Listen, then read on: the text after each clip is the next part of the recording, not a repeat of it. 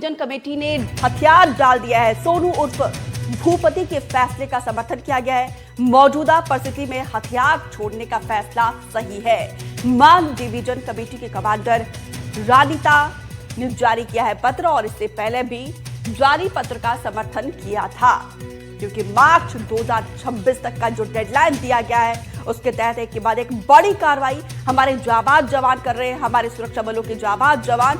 और ऐसे में देखिए पूरी तरीके से बैकफुट पर नक्सलवाद और उनकी विचारधारा। ऐसे में देखिए मान डिवीजन में ये बड़ी फूट, क्योंकि अब हथियार डालने का, ये हथियार छोड़ने का फैसला लिया गया है।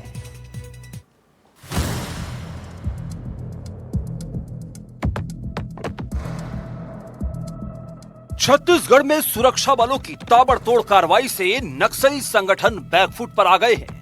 दहशत फैलाने वाले नक्सली संगठन में अब खुद दहशत फैल गई है। आलम यह है, कभी नक्सली शांति की अपील करते हैं तो कभी युद्ध विराम घोषित करने की मांग करते हैं। दूसरों की जान लेने वाले नक्सलियों को अब खुद की जान जाने का डर सताने लगा है। संगठन के शीर्ष नेताओं में से एक वेणुगोपाल उर्फ सोनू दादा के सशस्त्र संघर्ष को विराम देने के आह्वान के बाद अब नक्सलियों के मार डिविजनल कमेटी ने भी उनके समर्थन में पत्र जारी कर दिया है।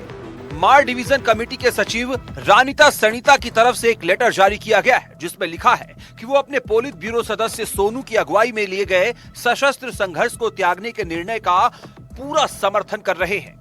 रानिता ने अपने पत्र में लिखा है कि उन्होंने वेणुगोपाल के अपील पत्र को पढ़ा और देश दुनिया की बदलती परिस्थितियों को पहचाना है। उनके मुताबिक क्रांतिकारी आंदोलन में जरूरी बदलाव करने की स्थिति आ चुकी है। उन्होंने स्वीकार किया कि केंद्रीय कमेटी इन बदलावों को लागू करने में विफल रही है।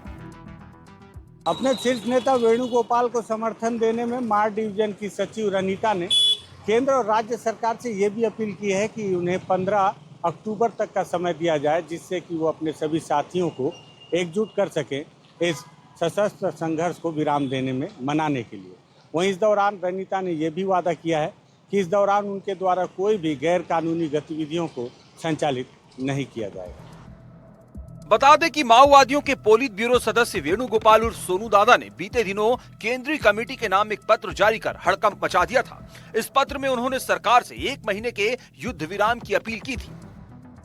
शीर्ष नेता वेणुगोपाल के द्वारा सशस्त्र संघर्ष विराम की घोषणा किए जाने के बाद से ही लगता है कि माओवादी अब 2 धड़ों में बढ़ गए हैं। एक तरफ तो दंडकारण के अलग अलग डिवीजन के माओवादी अपने शीर्ष नेता वेणुगोपाल के इस फैसले का समर्थन करते नजर आ रहे हैं, तो वहीं दूसरी तरफ तेलंगाना स्टेट कमेटी के प्रवक्ता जगन ने उन्हें ये उनका व्यक्तिगत विचार बताते हुए उन्हें पार्टी से निष्कासित करने तक की बात कही।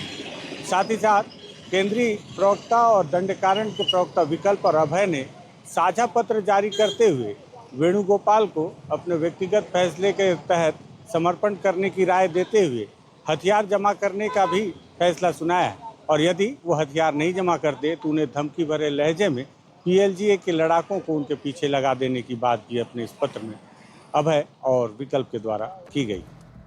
आपको बता दें कि कुछ दिन पहले केंद्रीय गृह मंत्री अमित शाह और छत्तीसगढ़ के गृह मंत्री विजय शर्मा ने भी बयान दिया था कि नक्सली अगर हथियार रखकर मुख्य धारा में लौटना चाहते हैं तो सरकार उनके लिए रेड कारपेट भी बिछाने को तैयार है। फिलहाल मार डिवीजन की अपील नक्सल आंदोलन के भविष्य को लेकर एक बड़ा मोड़ साबित हो सकती है। एनडीटीवी के लिए जगदलपुर से विकास तिवारी की रिपोर्ट।